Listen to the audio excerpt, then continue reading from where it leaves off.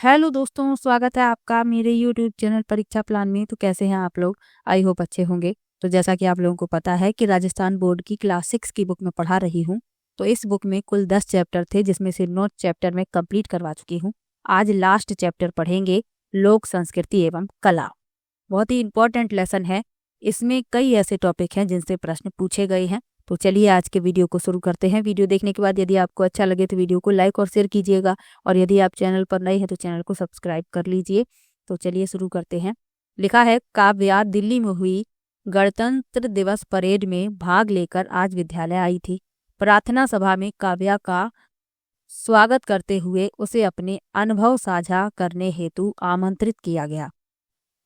काव्या ने बताया कि उसे वहां अन्य राज्यों के बच्चों के साथ रहने का अवसर मिला और उसने उनकी कला, संस्कृति, भाषा, खान पान, वेशभूषा के बारे में अनेक नई बातें जानी।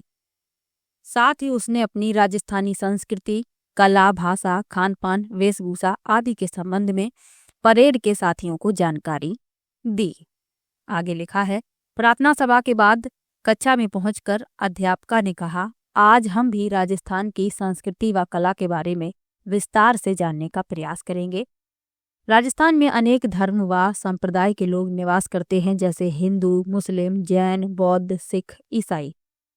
दक्षिण राजस्थान में एक बड़ी संख्या आदिवासियों की है, जिनमें भील, मीणा, सहरिया, गरासिया, डामोर आदि प्रमुख हैं, और ये आपको याद भी रखना है।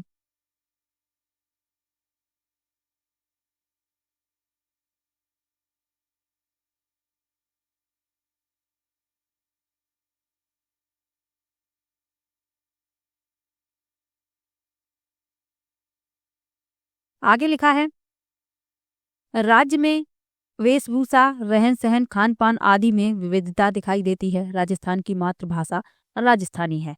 राजस्थान के विभिन्न अंचलों में अनेक प्रकार की भाषाएं बोली जाती हैं, परंतु मुख्य रूप से राजस्थानी भाषा को दो रूपों में जाना जाता है। कौन कौन सी? पूर्वी राजस्थानी भाषा और पश्चिमी राजस्थानी भाषा। आगे लिखा है, पूर्वी राजस्थानी भाषा की प्रतिनिधि 4 बोलियां हैं: ढूढ़ाड़ी यानी जयपुरी, हाड़ौती, मेवाती व अहीरवाटी। और यही आपको याद रखनी है। जो उपबोलियां होती हैं, प्रतिनिधि बोलियां, उनसे प्रश्न पूछ लिए जाते हैं। आगे लिखा है, पश्चिमी राजस्थानी भाषा की प्रतिनिधि 4 बोलियां हैं। कौन कौन सी हैं? मारवाड़ी, मेवाड़ी, वागड़ी और शेखावटी। और यहाँ से प्रश्न पूछे भी गए हैं, तो ये आपको याद रखनी है। आगे लिखा है, हमारा राजस्थान सांस्कृतिक दृष्टि से विविधतापूर्ण है। यहाँ भाषा, वेशभूषा, खान पान, रीति रिवाज में भी अंतर देखने को मिलता है। इसीलिए कहीं दाल ढोकला खाते हैं, तो कहीं दाल बाटी, कहीं बाजरे का खींच, कहीं मक्का की रोटी, तो कहीं कैर सांगरी। यहाँ आप ये व्यंजन देख भी सकते हैं। ये दाल बाटी है, ये घेवर है, ये मक्के की रोटी है। यहाँ बाजरे की खींच देख सकते हैं आप, कैर सांगरी और चूरमा। आगे लिखा है वेशभूषा। वेशभूषा के बारे में लिखा है कि कैसे वस्त्र यहाँ के लोग पहनते हैं। तो लिखा है, राजस्थानी वेशभूषा अपने चटक रंगों के लिए जानी जाती है। पारंपरिक राजस्थानी परिधान काफी सुंदर और आरामदायक होते हैं। महिलाएं घाघरा चोली और रंग बिरंगी गोटा लगी ओढ़नी पहनती हैं। पुरुषों का पारंपरिक परिधान धोती कुर्ता और कुर्ता पायजामा है। स्वाभिमान व सम्मान का प्रतीक मानी जाने वाली राजस्थानी पगड़ी बहुत आकर्षक होती है। वर्तमान में पश्चिमी वेशभूषा का प्रभाव बढ़ता जा रहा है, फिर भी राजस्थान की बहुरंगी वेशभूषा प्रभावित करती है। तो महिलाएं जो हैं वह घाघरा चोली और रंग बिरंगी गोटा लगी ओढ़नी पहनती हैं, और पुरुषों का जो पारंपरिक परिधान है वह धोती कुर्ता और कुर्ता पायजामा है। तो ये आपको याद रखना है। आगे लिखा है, मनोरंजन के पारंपरिक साधन। लिखा है, मनोरंजन जीवन का अनिवार्य अंग है। राजस्थान के विभिन्न अंचलों में स्थानीय एवं सहजता से उपलब्ध पारंपरिक साधनों द्वारा मनोरंजन किया जाता है। राजस्थान के ग्रामीण निवासी स्थानीय एवं सहजता से उपलब्ध साधनों द्वारा मनोरंजन करते हैं। ग्रामीण क्षेत्रों में बच्चे गिल्ली डंडा, सितोलिया, लुका छिपी, घोड़ा दड़ी, मार दड़ी, लट्टू चक्कर, कंचे का खेल आदि खेलते हैं। चौपर चौसर कपड़े पर बनी बिसात पर खेले जाते हैं। चर भर, नर छारी आदि जमीन पर बनाकर खेलते हैं। अन्य जन समुदाय के मनोरंजन के लिए सपेरे, कालबेलिए, मदारी, जादूगर, पतंगबाजी और कठपुतली आदि के खेल थे। आगे लिखा है लोक नाट्य शैली में ख्याल, हेला, गवरी, तमाशा, तुरका, कलंगी, रासधारी, रामलीला, दंगल, स्वांग, नौटंकी, भवई आदि हैं। तो ये जो लोक नाट्य शैली है ये आपको याद रखनी है। ख्याल, हेला, गवरी, तमाशा, तुर्रा, कलंगी, रासधारी, रामलीला, दंगल, स्वांग, नौटंकी और भवई। आगे लिखा है इन पारंपरिक खेलों के साथ साथ आधुनिक खेल एवं मनोरंजन के साधन भी यहाँ की जीवन शैली में देखने को मिलते हैं। तो लोक नाट्य शैली जो बताई हैं वो आपको याद रखनी है। आगे लिखा है सांस्कृतिक विविधता। लिखा है राजस्थान में सभी पर्व व त्योहार हर्ष एवं उल्लास के साथ मनाए जाते हैं, जैसे होली, दीपावली, रक्षाबंधन, ईद, महावीर जयंती, गुरु नानक जयंती, क्रिसमस आदि। साथ ही यहाँ गणगौर, तीज, अष्टमी, अक्षय तृतीया आदि पर्व एवं मेले और गवरी, गैर रम्मत, नृत्य एवं लोकगीत हमारी परंपराओं को दर्शाते हैं। तो ये जो त्योहार यहाँ लिखे हुए हैं ये आपको याद रखने हैं, यहाँ से प्रश्न पूछ लिए जाते हैं। अब ये जो त्योहार बताए गए हैं इनके बारे में एक एक करके बताया जा रहा है। सबसे पहले लिखा है गणगौर के बारे में। तो लिखा है रंगीले राजस्थान का रंग बिरंगा त्योहार गणगौर है। गणगौर चैत्र शुक्ल तृतीया से आरंभ होता है। गण और गौर शब्द शिव व पार्वती के सूचक हैं और ये आपको याद रखना है। और ये कब शुरू होता है ये भी याद रखना है, चैत्र शुक्ल तृतीया से। आगे लिखा है गणगौर पर मुख्य रूप से शिव व पार्वती की पूजा की जाती है। गणगौर के अवसर पर राजस्थान में कहीं 3 दिन तो कहीं 4 दिन का उत्सव होता है, यानी कि कहीं पर 3 दिन कहीं पर ये 4 दिन मनाया जाता है। आगे लिखा है राजस्थान के समस्त जिलों में यह त्योहार अत्यंत धूमधाम से मनाया जाता है। तो गणगौर से प्रश्न पूछा गया है तो आपको याद रखना है चैत्र शुक्ल की तृतीया से ये आरंभ होता है। कहीं पर 3 दिन तो कहीं 4 दिन उत्सव मनाया जाता है और इसमें शिव व पार्वती की पूजा की जाती है, तो ये भी आपको याद रखना है। और यह त्योहार राजस्थान के समस्त जिलों में बड़े ही धूमधाम से मनाया जाता है। अब लिखा है तीज के बारे में, तो चलिए तीज के बारे में जान लेते हैं।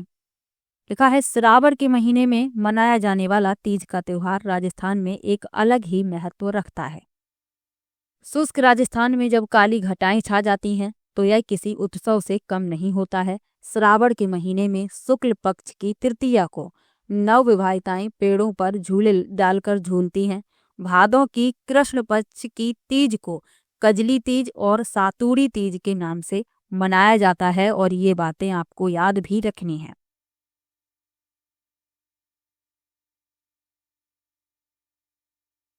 आगे लिखा है इस अवसर पर महिलाओं द्वारा मेहंदी लगाई जाती है, पार्वती की पूजा की जाती है और उनसे महिलाएं अपने सुहाग के दीर्घायु होने की कामना करती हैं। यह त्योहार प्रकृति और मनुष्य की निकटता का अनुपम उदाहरण है। तो आपको तीज के बारे में इतना याद रखना है। अब लिखा है शीतला अष्टमी।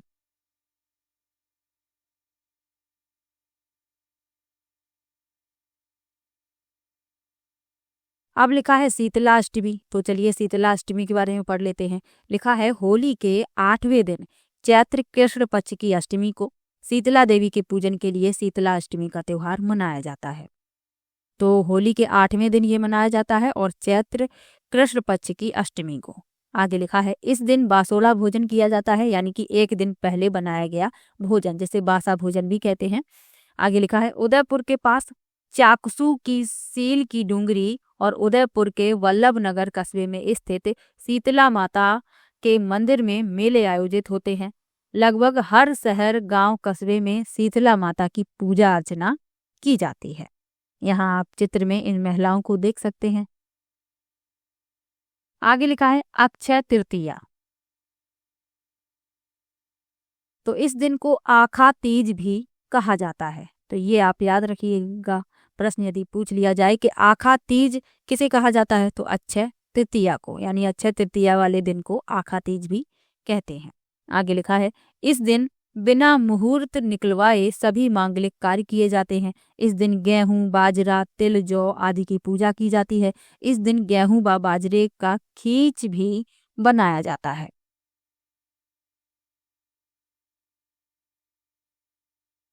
तो जो त्योहार थे उनके बारे में आपको बता दिया, जो पर्व थे मनाए जाते हैं। अब लिखा है राजस्थान के प्रमुख मेले, और ये टॉपिक बहुत ही ज़्यादा इम्पोर्टेंट है और इनसे प्रश्न हमेशा ही पूछा गया है मेलों से। तो मेलों के बारे में आपको याद रखना है।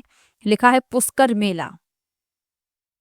प्रश्न पूछा जाएगा तो इस तरीके से पूछा जाता है कि पुष्कर मेला कहाँ पर आयोजित किया जाता है, या और जो मेले यहाँ पर बताए जा रहे हैं उनसे प्रश्न पूछ लिए जाते हैं कि किस जिले में इनका आयोजन किया जाता है। तो यही सब आपको याद रखना है। लिखा है अजमेर जिले के पुष्कर में कार्तिक पूर्णिमा पर भव्य मेला आयोजित होता है। इस अवसर पर विशाल बाजार लगता है और देश विदेश से पर्यटक आते हैं। यहाँ अनेक प्रतियोगिताओं का आयोजन होता है जिसमें मेलार्थी उत्साह से भाग लेते हैं। पुष्कर में सुप्रसिद्ध ब्रह्मा जी का मंदिर और झील आकर्षण का प्रमुख केंद्र है। सायंकाल यहाँ दीपदान होता है। तो आपको याद रखना है कि पुष्कर का मेला अजमेर जिले के पुष्कर में आयोजित किया जाता है, और कब आयोजित किया जाता है? कार्तिक पूर्णिमा पर। आगे लिखा है कैला देवी का मेला। तो सवाई माधोपुर में कैला माता के मंदिर में चैत्र शुक्ल अष्टमी को विशाल मेला लगता है जिसे लक्खी मेला भी कहते हैं, और यही आपको याद रखना है। आगे लिखा है चैत्र कृष्ण द्वादशी से चैत्र शुक्ल द्वादशी तक चलने वाले इस मेले में दूर दूर से भक्त आते हैं। तो कैला देवी का मेला जो है सवाई माधोपुर में लगता है, और ये कब लगता है? चैत्र शुक्ल अष्टमी को, और ये चैत्र कृष्ण द्वादशी से चैत्र शुक्ल द्वादशी तक चलता है, और दूर दूर से इस मेले में भक्त आते हैं। तो ये आपको याद रखना है। आगे लिखा है महावीर जी का मेला। तो लिखा है सवाई माधोपुर जिले में श्री महावीर जी का मंदिर स्थित है। यहाँ चैत्र शुक्ल एकादशी से बैसाख कृष्णा द्वितीया तक मेला लगता है। यहाँ 24वें जैन तीर्थंकर महावीर स्वामी की लाल रंग की भव्य प्रतिमा है। तो महावीर स्वामी जैन धर्म के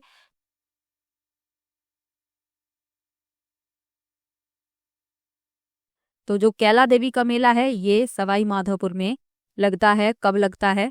चैत्र शुक्ल अष्टमी को, और ये चैत्र कृष्ण द्वादशी से चैत्र शुक्ल द्वादशी तक चलता है। तो ये आपको याद रखना है। अब लिखा है महावीर जी का मेला। तो सवाई माधोपुर जिले में श्री महावीर जी का मंदिर स्थित है। यहाँ चैत्र शुक्ल एकादशी से बैसाख कृष्णा द्वितीया तक मेला लगता है। यहाँ 24वें जैन तीर्थंकर महावीर स्वामी की लाल रंग की भव्य प्रतिमा है। तो महावीर स्वामी जैन धर्म के 24वें तीर्थंकर थे। तो ये आपको याद रखना है। अब लिखा है कोटा दशहरा मेला। लिखा है कोटा के महाराव दुर्जन साल सिंह के शासनकाल में 1729 से 1756 ईस्वी में दशहरा पर्व पर विभिन्न राजसी सवारियों, दरीखाना और पूजा अर्चना के प्रमाण मिलते हैं। महाराव उम्मेद सिंह द्वितीय के शासनकाल 1889 से 1940 में दशहरा पर्व को अत्यधिक आकर्षक बनाने का सिलसिला शुरू हुआ। वर्तमान में यह मेला अपने वैभव एवं विशालता को लेकर प्रसिद्ध है। तो कोटा दशहरा मेला कहाँ लगता है? कोटा में ही लगता है। आगे लिखा है हरियाली अमावस्या मेला। तो लिखा है उदयपुर में लगने वाले इस मेले की शुरुआत महाराणा फतेह सिंह ने 1899 में की थी। यहाँ प्रतिवर्ष हरियाली अमावस्या को भव्य मेला आयोजित किया जाता है। हिंदू सभ्यता में लोग इसे सावन की शुरुआत के तौर पर मनाते हैं। श्रावण माह के कृष्ण पक्ष में लगने वाला यह मेला सावन और उससे मिलने वाली खुशियों का संचार करता है। तो हरियाली अमावस्या मेला उदयपुर में लगता है, ये आपको याद रखना है। चलिए आगे बढ़ते हैं। लिखा है ख्वाजा मोइनुद्दीन चिश्ती का उर्स। लिखा है ख्वाजा मोइनुद्दीन चिश्ती ईरान से आए। इनको गरीब नवाज के नाम से भी जाना जाता है। अजमेर में उनकी दरगाह पूरे देश के लोगों की आस्था का केंद्र है। प्रश्न पूछ लिया जाता है कि ख्वाजा मोइनुद्दीन चिश्ती की दरगाह कहाँ पर है, तो अजमेर में है। आगे लिखा है इस्लामिक कैलेंडर के रजब माह की 1 से 6 तारीख तक अजमेर में ख्वाजा साहब का उर्स मनाया जाता है। यह मेला सर्वधर्म समभाव की अनूठी मिसाल माना जाता है। यहाँ आप इस चित्र में देख भी सकते हैं दरगाह। आगे लिखा है बेड़ेश्वर मेला इम्पोर्टेंट है, ये पूछा जा चुका है। तो लिखा है यह राजस्थान के आदिवासी समाज का सबसे बड़ा मेला है। माघ पूर्णिमा के अवसर पर डूंगरपुर जिले में माही, जाखम और सोम नदियों के संगम स्थल पर यह मेला लगता है। इसमें लोग अपने दिवंगतों की अस्थियां भी प्रवाहित करते हैं। अब प्रश्न पूछा गया था कि आदिवासियों का कुंभ कौन सा मेला होता है, तो बेड़ेश्वर मेला। तो ये आपको याद रखना है, प्रश्न इसी तरीके से पूछा गया था।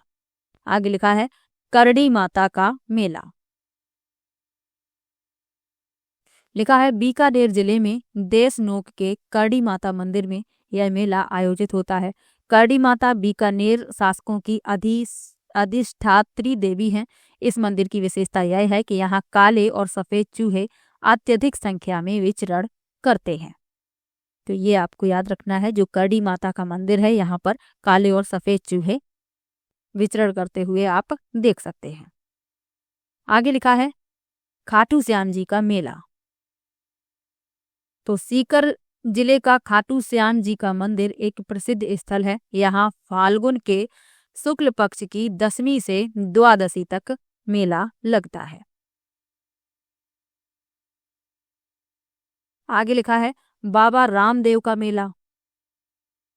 तो जैसलमेर जिले में पोकरण कस्बे के पास रुड़ीचा नामक स्थान पर भाद्रपद माह के शुक्ल पक्ष की द्वितीया से एकादशी तक यह मेला आयोजित होता है। बाबा रामदेव राजस्थान के जाने माने लोक देवता हैं, जिनमें सभी वर्गों एवं धर्मों के लोगों की आस्था है। तो ये जो बाबा रामदेव हैं, ये राजस्थान के लोक देवता हैं।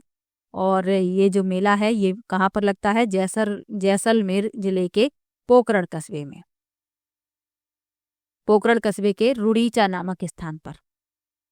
आगे लिखा है गलियाकोट का उर्स। तो डूंगरपुर जिले के सागवाड़ा तहसील के गलियाकोट कस्बे में फखरुद्दीन मौला की मजार है, जिसे मजार ए फकरी के नाम से जाना जाता है।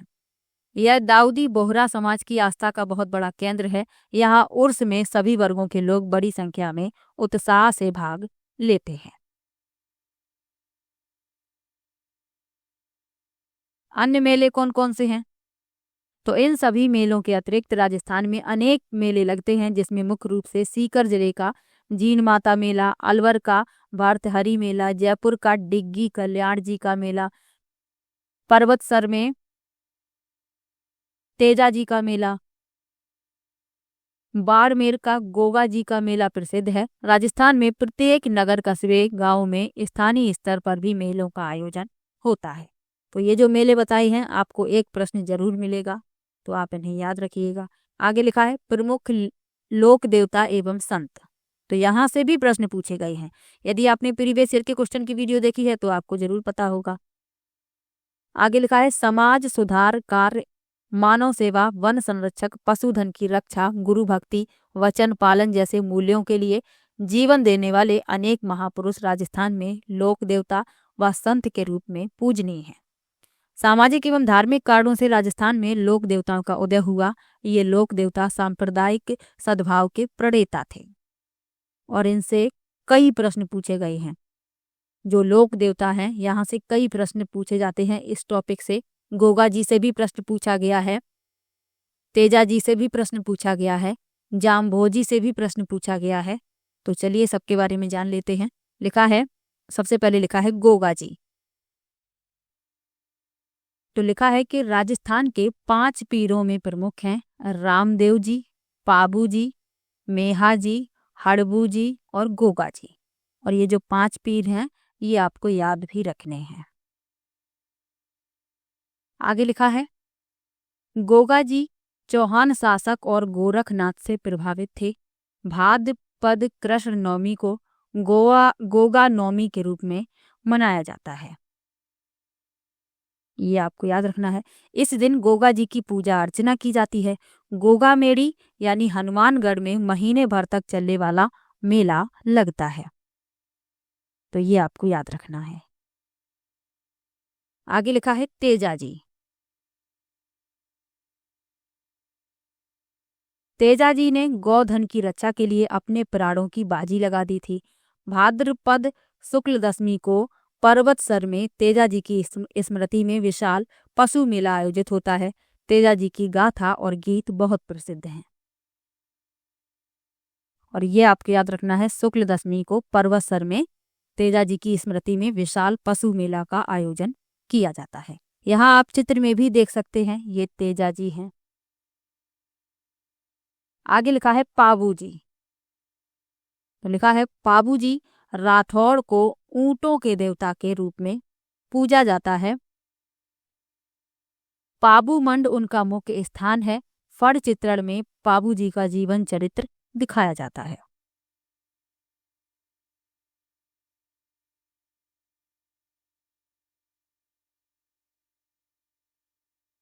आगे लिखा है रामदेव जी। तो रामदेव जी लोक देवताओं में सबसे प्रमुख एवं अवतारी पुरुष थे। वे सांप्रदायिक सौहार्द के प्रेरक थे। मुस्लिम समाज भी उनको राम सा पीर के रूप में मानते हैं। रामदेवरा में भाद्रपद माह में विशाल मेला आयोजित होता है।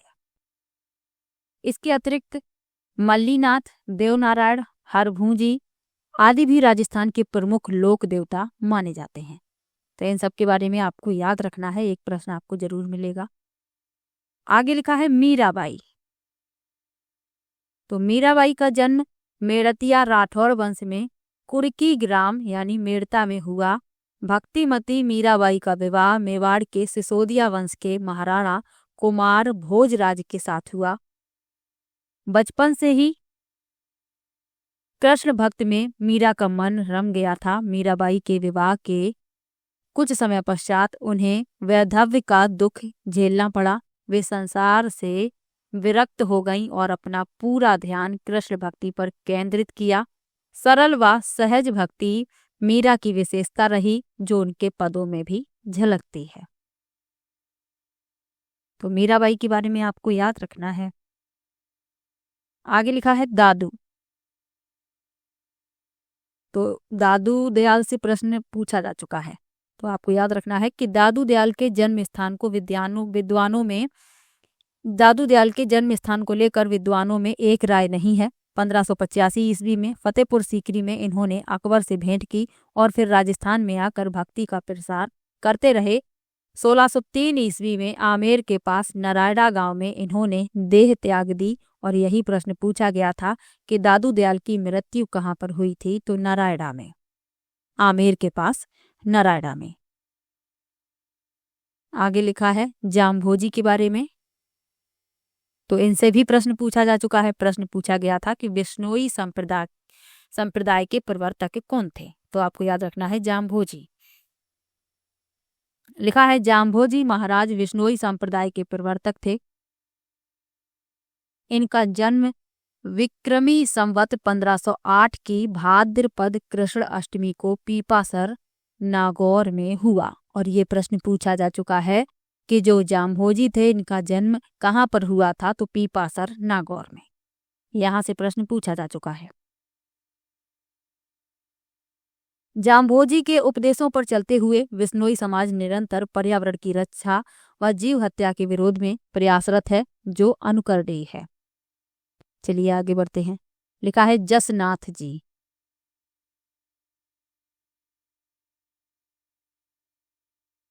आगे लिखा है जसनाथ जी। तो संत जसनाथ जी का जन्म कतरियासर बीकानेर में हुआ। इन्होंने गोरखनाथ से प्रभावित होकर तपस्या की व चमत्कारी योगी हो गए। यहाँ आप चित्र में जसनाथ जी को देख सकते हैं। आगे लिखा है श्रद्धानाथ जी। चलिए इनके बारे में भी पढ़ लेते हैं। लिखा है राजस्थान के शेखावाटी क्षेत्र में संत श्रद्धानाथ जी ने स्वयं शिक्षित न होते हुए भी जन जन में शिक्षा की अलख जगाई। इन्होंने अपरिग्रह समता व चरित्र निर्माण की शिक्षा प्रदान की। सीकर जिले के लक्ष्मणगढ़ में त्याग व तपस्या के प्रतीक एक आश्रम का निर्माण करवाया जो सभी वर्गों के लिए पवित्र स्थल है। इनकी मान्यता थी कि स्वच्छता में ही ईश्वर का निवास होता है, अतः यह आश्रम का आदर्श वाक्य बन गया। तो जो लोक देवता थे उन सब के बारे में आपको बता दिया है। अब हस्तकला के बारे में लिखा है, तो चलिए हस्तकला के बारे में और पढ़ लेते हैं। तो सबसे पहले लिखा है काष्ठ कला के बारे में। काष्ठ यानी कि लकड़ी की जो कला है। तो लिखा है काष्ठ कला राजस्थान की एक प्रसिद्ध हस्तकला है। इस कला में लकड़ी से विविध प्रकार की कलात्मक वस्तुएं बनाई जाती हैं। इस कला का प्रधान केंद्र बस्सी यानी चित्तौड़गढ़ है। लकड़ी के बेवाड़, कावड़ तथा रंगाई छपाई के ठप्पे यहाँ तैयार किए जाते हैं। लकड़ी से निर्मित खिलौनों एवं कठपुतली के निर्माण के लिए उदयपुर प्रसिद्ध है। जेठाना डूंगरपुर लकड़ी की मूर्तियों के लिए, शेखावाटी व बीकानेर फर्नीचर के लिए जाना जाता है। तो यही सब तो आपको याद रखना है। आगे लिखा है मूर्ति कला के बारे में। तो लिखा है राजस्थान अपने संगमरमर के लिए प्रसिद्ध रहा है। विभिन्न स्थानों पर अलग अलग प्रकार के पत्थर पाए जाते हैं। इसी कारण यहाँ पर मूर्तियां एवं पत्थरों पर बारीक नक्काशी का काम किया जाता है। तो राजस्थान जो है अपने संगमरमर के लिए प्रसिद्ध ही है और यहाँ के अलग अलग स्थानों पर अलग अलग प्रकार के पत्थर पाए जाते हैं। तो यहाँ पर जो मूर्तियां होती हैं इन पर बारीक नक्काशी का काम किया जाता है। आगे लिखा है टेराकोटा। तो मिट्टी से मूर्तियां तथा विभिन्न सजावटी व उपयोगी वस्तुएं तैयार कर पकाना टेराकोटा के नाम से जाना जाता है। नाथ द्वारा के समीप मोलेला इस काम हेतु प्रसिद्ध है। अलवर व बाड़मेर में भी टेराकोटा की वस्तुएं निर्मित की जाती हैं। आगे लिखा है ब्लू पॉटरी। तो चीनी मिट्टी के सफेद बर्तनों पर किए गए नीले रंग के अंकन को ब्लू पॉटरी के नाम से जाना जाता है। इसके अतिरिक्त ब्लैक पॉटरी, सुनहरी पॉटरी आदि भी प्रसिद्ध हैं। इसके द्वारा डिजाइनर कप प्लेट, अन्य बर्तन और खिलौने व सजावटी सामान जैसे फूलदान आदि बनाए जाते हैं। लाख का काम, इसके बारे में भी जान लीजिए। तो लाख के काम में चपड़ी को पिघलाकर उसमें चाक, मिट्टी, बिरोजा आदि मिलाकर गूंथ लिया जाता है। उसी से विभिन्न चीजें तैयार की जाती हैं। सजावट के लिए कांच व मोती लगाए जाते हैं। जयपुर, जोधपुर इनके आभूषणों के लिए प्रसिद्ध है। आगे लिखा है आभूषणों के बारे में। तो आभूषणों से प्रश्न पूछा जाता है।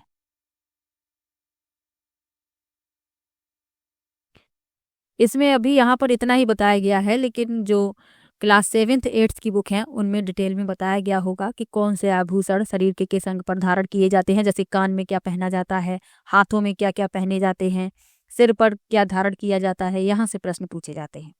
चलिए आभूषणों के बारे में पढ़ लेते हैं। लिखा है जड़ाऊ गहनों के लिए जयपुर, जोधपुर, बीकानेर एवं उदयपुर विख्यात हैं। मूल्यवान पत्थरों को तराशने का काम जयपुर में होता है। कांच पर बारीक सोने की नक्काशी का काम थेवा कला कहलाती है, जिसके लिए प्रतापगढ़ प्रसिद्ध है।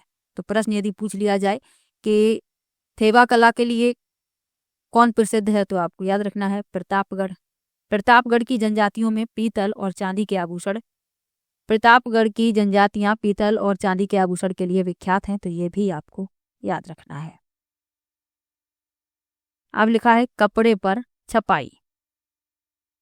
तो राजस्थान में किस्म किस्म की छपाई का काम होता है। बगरू, सांगानेर, अकोला, बाड़मेर, कालाडेरी, पाली, बस्सी इन कामों के लिए विशेष प्रसिद्ध हैं। गोबर, तिल्ली का तेल, बकरी की मैंगनी और सोडे के मिश्रण से एक घोल बनाया जाता है। इसमें कपड़े को पूरी रात भिगोने के बाद सुखाया जाता है। सूखने के बाद उसे फिर से हरड़ के घोल में डुबाया जाता है। फिर लकड़ी के छापों यानी ब्लॉक से उन पर छपाई की जाती है। छपाई के लिए पहले सीमित और प्राकृतिक रंगों का उपयोग होता था, लेकिन अब सिंथेटिक यानी कि अप्राकृतिक रंग का भी उपयोग होता है। आगे लिखा है कसीदाकारी एवं गोटाकारी। तो राजस्थान के अनेक स्थानों पर कपड़ों पर कसीदाकारी भी की जाती है। कसीदों में मुख्यतः पशुओं के चित्र उकेरे जाते हैं। कई जगहों पर कपड़ों को तरह तरह से काटकर कपड़ों पर सिल दिया जाता है, जिसे पेच वर्क कहा जाता है। गोटे, किनारी और आरी तारी का काम भी राजस्थान की विशेषता है। इस प्रकार हमने जाना कि देश की राष्ट्रीय संस्कृति का अंग होते हुए भी राजस्थान की संस्कृति की अपनी कुछ विशेषताएं हैं। यहाँ के पारंपरिक पर्व, त्योहार, मेले, रीति रिवाज आदि आकर्षक एवं मनमोहक हैं। इसीलिए राजस्थान को रंगीला राजस्थान कहा जाता है।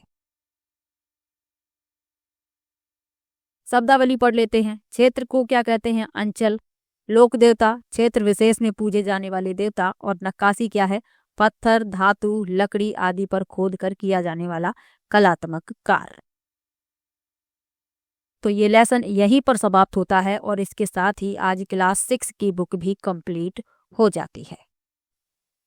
तो चलिए मिलते हैं नेक्स्ट वीडियो में क्लास 7 की बुक के साथ। तब तक के लिए बाय बाय। और वीडियो कैसा लगा ये भी कमेंट बॉक्स में ज़रूर बताया कीजिए।